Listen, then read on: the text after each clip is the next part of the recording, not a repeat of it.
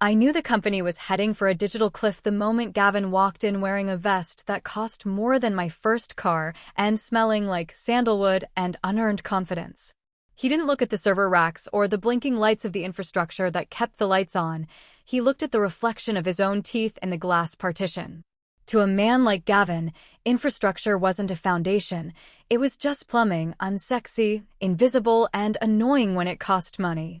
Before we dive deeper into this disaster, let me know in the comments, what city or country are you watching this from? I always love seeing how far these stories travel.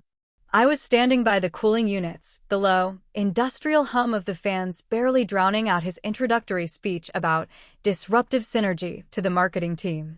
But I could feel the shift in the air pressure. It wasn't the weather. It was the sudden drop in IQ in the executive wing. I'm Susan. For 8 years, I've been the senior backend oversight lead for a SaaS company that handles data sensitive enough to make a frantic lawyer sweat through a wool suit. My job isn't to code features that make buttons pop with confetti or design pretty icons. My job is to make sure that when 10 million people log in at once, the digital floor doesn't collapse into the basement of 404 errors. I'm the janitor of the internet, the mechanic who tells you that no, you cannot put a jet engine on a Honda Civic just because it looks cool. But Gavin? Gavin was all jet engine. By the way, if you enjoy watching corporate trains derail in slow motion while sipping your morning coffee, do me a quick favor and hit subscribe and maybe give this a like. It helps the algorithm find more people who appreciate the fine art of professional disaster, and frankly, it keeps me motivated to type this out instead of throwing my laptop into the Hudson River. Thanks. The trouble started small, as it always does. It wasn't an explosion. It was the quiet erosion of standards. Gavin's first executive order was to trim the fat in the engineering department. In his mind, fat meant anyone who wasn't shipping new, shiny features every 48 hours. He looked at my team, the people who handled database sharding, load balancing, and compliance encryption, and he didn't see guardians. He saw dead weight. We were the no department. He wanted a yes department. Susan, he said to me during our first one-on-one, leaning back in a chair that was ergonomically designed for people who actually do work. I feel like your team is stuck in 2018. We need velocity. We need to move fast and break things. If we break things, Gavin, I said, my voice flat, holding on to my coffee mug like it was a holy relic that tethered me to sanity, our clients lose financial records. We aren't Facebook. We are holding the digital wallets of half the Fortune 500. If we break things, we get sued into the Stone Age. He blinked. That slow, cow-like blink of a man who has heard words, but hasn't processed meaning. Right. Compliance. But let's automate the compliance. Yeah, I'm bringing in some consultants, high-energy guys. They worked with me at my last startup. They're going to help you loosen up the pipes. Loosen up the pipes is tech speak for remove the safety valves so the sewage flows faster. I felt a cold knot form in my stomach. It's a specific sensation I haven't felt since the Great Outage of 2016. It's the premonition of a pager beeping at 3 a.m. on a Sunday. The consultants arrived a week later. They were clones of Gavin, wearing tighter pants and carrying MacBooks covered in stickers for crypto exchanges that had already gone bankrupt. They didn't ask for documentation. They didn't ask for the system architecture maps. They just asked for root access. Can't give you root access until you pass the security clearance, I told them, standing in the doorway of the server room like a bouncer at a club nobody should want to enter. Gavin said we have carte blanche, one of them said, smirking. His name was probably Tyler or Skylar or something that rhymes with failure. Gavin can say the moon is made of cheese. But until IT security clears you, your guests, I replied. I walked away, feeling their eyes drilling holes into my back. I knew I had just put a target on myself. To them, I wasn't an asset. I was friction. I was the legacy mindset. That night at 2:14 a.m., my phone buzzed. It wasn't a call. It was a frantic automated alert from the primary database cluster. High latency. Packet loss. Something was eating the bandwidth alive. I logged in from my home office, a quiet room in Brooklyn that smelled of old books and lemon polish, and saw it immediately. Someone had deployed a new microservice to production without going through the staging environment. It was a social feature nobody asked for, and it was querying the entire user database every 3 seconds. It was sloppy. It was dangerous. And it had Gavin's authorization code attached to the override. I killed the process. I rolled back the update. I saved the system from a cascading failure that would have wiped out service for the entire East Coast. My heart was hammering against my ribs, not from excitement, but from the specific rage of watching someone play with live grenades in a munitions depot. The next morning at the daily stand-up, Gavin walked in beaming. Great work on the new social deployment, guys. We saw a massive spike in activity last night. The spike in activity was the server screaming for mercy. I had to roll it back, Gavin, I said, cutting through the scattered applause. It was crashing the load balancers. It wasn't optimized. The room went silent. Gavin's smile didn't drop, but his eyes went cold, the look of a predator realizing the prey has teeth. Susan, he said, his voice dripping with condescending patience. You have to stop focusing on the problems. We're celebrating wins here. Maybe if you spent less time rolling things back and more time leaning in, we'd be further along. That was the moment. The uneasy calm was over. I wasn't just an employee anymore. I was an obstacle. And Gavin was the type of man who didn't drive around obstacles. He ran them over. But he didn't know that I wasn't a speed bump. I was a spike strip. And I was already starting to take screenshots. The freeze-out didn't happen all at once. It was a gradual lowering of the temperature, like being locked in a walk-in freezer where the dial is nudged down 1 degree every hour. You don't realize you're hypothermic until you can't move your fingers. It started with the calendar invites. For 8 years, I had been a mandatory attendee for the Architecture Review Board.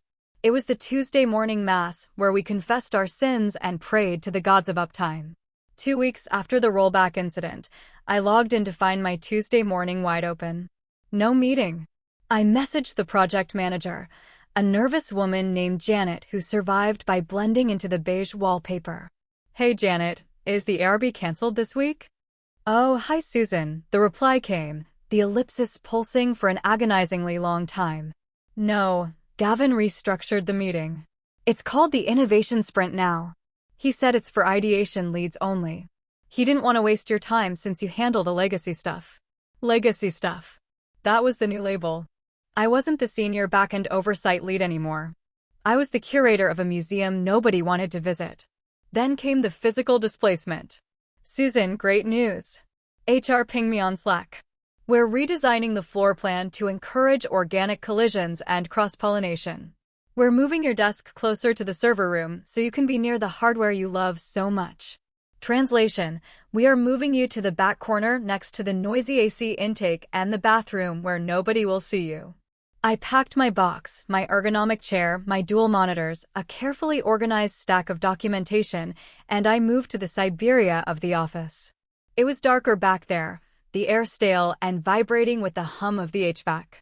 But from my new vantage point, I had a direct line of sight to the main network patch panel. It was poetic, really. They pushed me into the shadows, forgetting that the shadows are where you see everything. Gavin stopped making eye contact in the hallway. If we passed, he would suddenly become engrossed in his phone, typing furiously at nothing. But the isolation gave me something valuable: time and focus. Since they weren't inviting me to meetings, I didn't have to listen to Gavin blather on about AI-driven synergies. I had 8 hours a day to dig. I started auditing the third-party integrations Gavin's pet consultants were pushing through. One afternoon, I found a monthly invoice for a cloud optimization tool that cost $40,000 a month. I'd never heard of it. I dug into the vendor details. The company had been formed 3 months ago. The registered address was a P.O. box in Delaware. The CEO of this vendor was a guy named Chadwick, who just happened to be in a lot of Gavin's college fraternity photos on Facebook. I printed the invoice. I didn't run to HR. HR works for the company, and right now, the company was Gavin. I folded the paper and put it in my bag. Susan. I looked up. It was Jason, a junior dev, barely 22. He looked pale. He was holding a laptop like it was a ticking bomb. I think I messed up, he whispered, glancing around to see if anyone was watching him talk to the pariah. Gavin told me to push the new payment gateway API. He said we didn't need to run the regression tests because it was low risk, but Susan, the transaction logs are looking weird. I motioned for him to pull up a chair. Show me. He opened his screen. I scanned the raw logs, and my blood ran cold. The new gateway was dropping encryption headers on 5% of transactions. It wasn't just a bug. It was a massive security leak.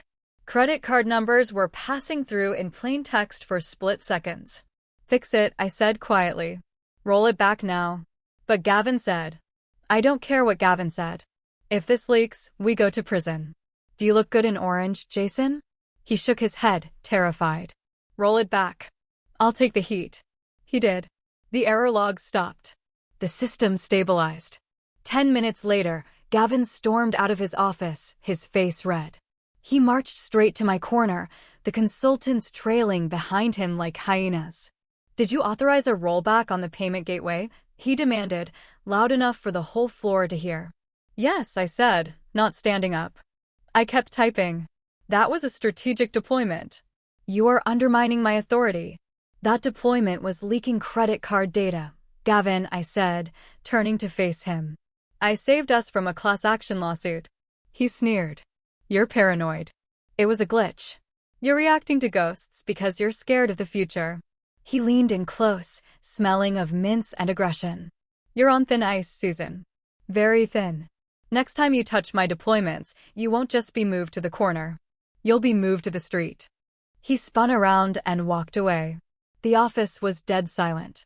I turned back to my monitor. My hands weren't shaking. I opened a terminal window. cd/home/Susan/hidden logs. chmod 700/home/Susan/hidden logs. If he wanted a war, he was going to get one. But he wouldn't see the soldiers coming. My soldiers were lines of code, and they were already marching. The air in the office shifted from anxious to toxic, a mist of electrified nervous sweat that clung to the glass walls. The rollback incident hadn't just angered Gavin, it had embarrassed him. Men like Gavin treat embarrassment like a mortal wound that can only be healed by the total destruction of the witness. I knew a setup was coming. You work in corporate America long enough, you learn the rhythm of the hit job. It's never a direct firing. That costs money in severance and risks unemployment hearings. No, they want you to quit or they want cause. They need a catastrophe they can pin on your chest like a scarlet letter. It arrived on a Thursday. Thursday is the coward's day for disasters. It gives them Friday to spin the narrative and the weekend to let the outrage die down. Gavin called an emergency product sync. I wasn't invited, naturally, but the walls in our office were glass, and sound travels through AC ducts if you know where to listen. They were launching the AI customer assistant at 2 p.m. I knew the code for this assistant. I had reviewed the early pull requests before my access was throttled.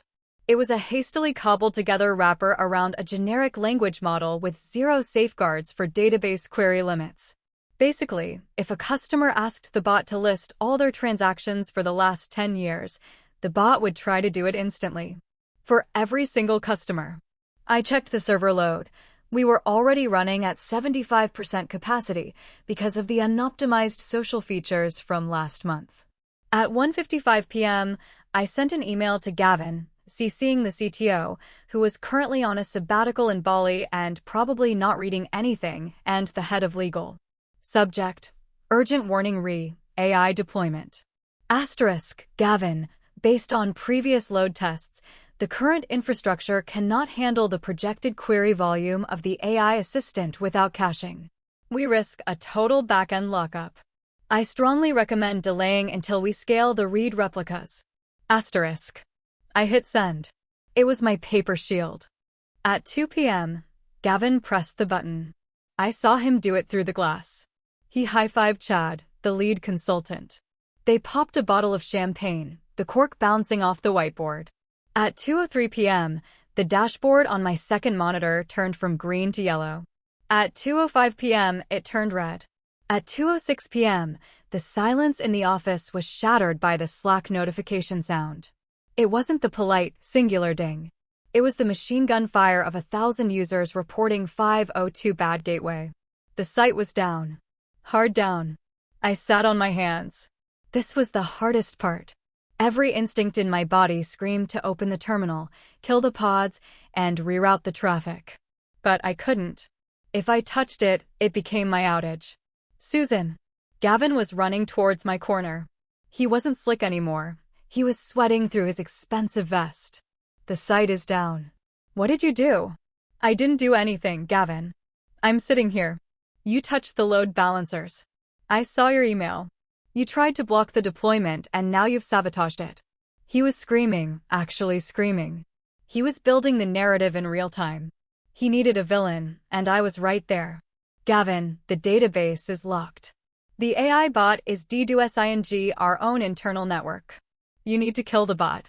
No, the bot is key to the Q3 strategy. Fix the database. Scale it.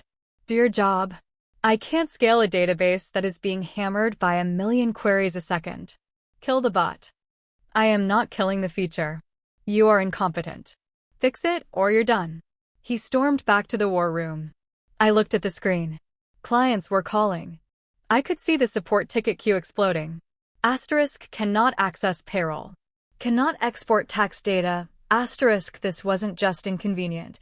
This was costing companies millions. I sighed. I'm a professional. I couldn't let the clients burn for his ego. I bypassed the standard controls. I logged directly into the AWS console using a backdoor admin key I kept for emergencies, one Gavin didn't know existed. I didn't kill the bot. He would check that. Instead, I throttled its bandwidth to 1%. To the outside world, the bot would just seem slow, thinking, but the database queries dropped instantly. The red dashboard turned yellow, then green. The site came back up. Gavin walked out of the war room 5 minutes later, looking triumphant. See, he shouted to the room. I told you it was a configuration issue. We pushed through. Susan finally did her job. He walked over to my desk, leaning down, his voice a low hiss. I know you tried to tank this launch. I know you throttled it to make me look bad. We're going to have a serious talk about your future on Monday. He didn't know I throttled it. He was guessing. But he was right about one thing, we were going to have a talk. I waited until he left for his victory dinner at 5 p.m.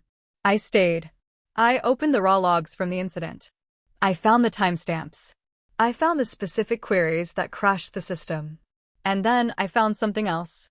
In the chaos of the crash, while the security protocols were failing, someone had executed a bulk export of user data.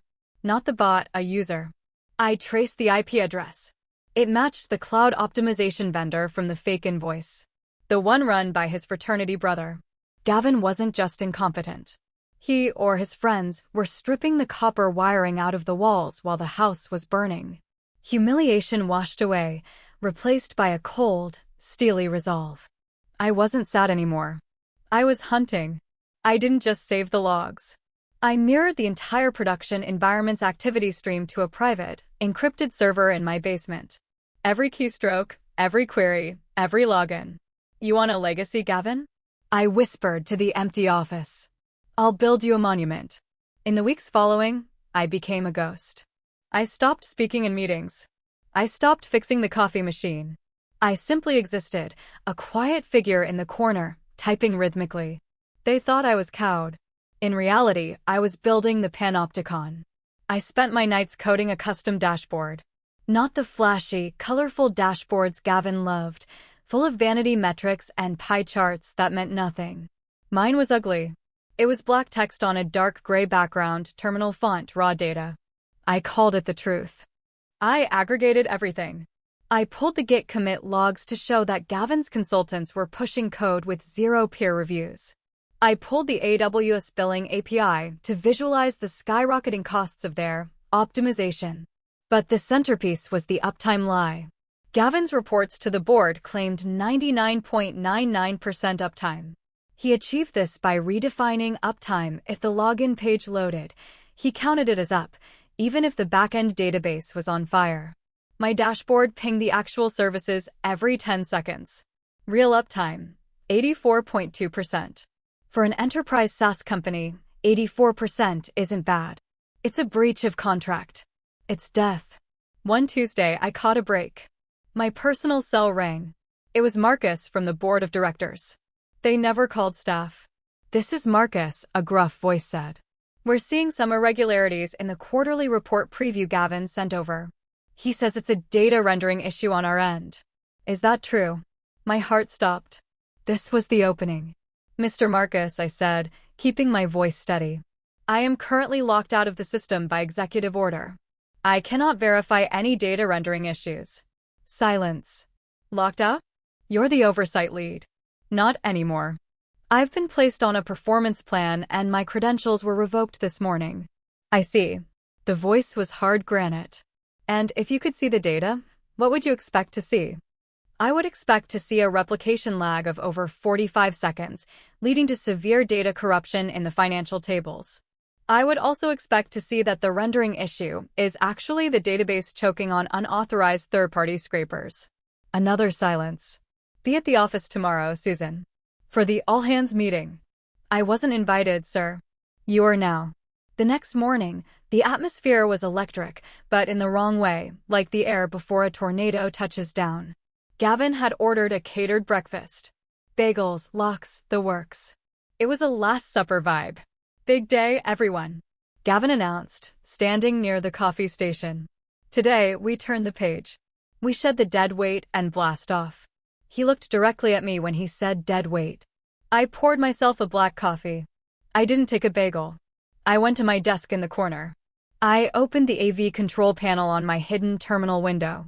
The company used an old internal tool to stream meetings to remote employees, a tool I built 5 years ago. I still had the master key. Asterisk status, online. Trigger, armed, asterisk. At 9:50 a.m., the entire company gathered in the main atrium. The remote employees were logged into the stream. The board of directors was dialed in on the massive main screen, their faces looming like judges in a sci-fi tribunal. Gavin took the stage, wearing a headset microphone. "Welcome, team. Welcome, board." Gavin paced the stage. "When I joined 6 months ago, I promised you a revolution. I promised to trim the fat, to modernize." He clicked his clicker. The screen behind him flashed a picture of a rocket ship. "And we have done it." He paused for dramatic effect. "Despite the resistance, despite the sabotage from those who fear change, we have achieved record efficiency." I sat in the back row, my laptop open on my knees. I looked harmless. "But before we get to the numbers," Gavin said, his voice dropping to a somber, serious tone, "we need to address accountability. We have had some technical issues recently. Outages. Slowdowns.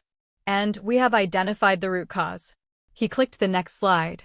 It was a photo of my team's organizational chart. My name was circled in red. "The legacy oversight team," Gavin said, pointing at the screen.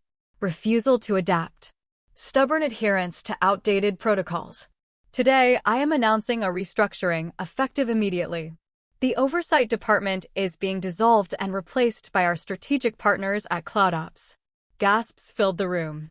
He was firing the entire department live on stage. My heart hammered, but my hand was steady. "And now," Gavin smiled, the shark sensing blood in the water, "let's look at the results of our new strategy. The numbers don't lie." He raised the clicker. "I present to you the Q3 metrics." He clicked. I hit enter. My script intercepted the signal to the projector and the live stream. Instead of loading slide 14_revenue_growth.jpg, it forced the system to pull a live feed from my Truth dashboard. Gavin expected to see a bar graph showing a 20% reduction in server costs. That is not what appeared on the 20-foot screen behind him. The room went pitch black as the projector reset, and then it blazed to life. The screen turned a stark, terminal black. Rows of neon green and blood red text began to scroll, faster and faster. "Real uptime, 84.2%, critical fail. Unauthorized data export, detected, destination, Chadwick_CloudOps_LLC. DB latency, 45,000 milliseconds, data corruption imminent. Total wasted spend, $480,000. And at the very bottom, blinking in a slow, rhythmic pulse. Asterisk system status, unsafe. Admin override required, asterisk." Gavin turned around. The color drained from his face so fast he looked like a corpse. The board members on the screen were leaning in, their eyes wide. Marcus was smiling. I stood up from the back row. "You're right, Gavin," I said, my voice carrying clearly through the silent room. "The numbers don't lie."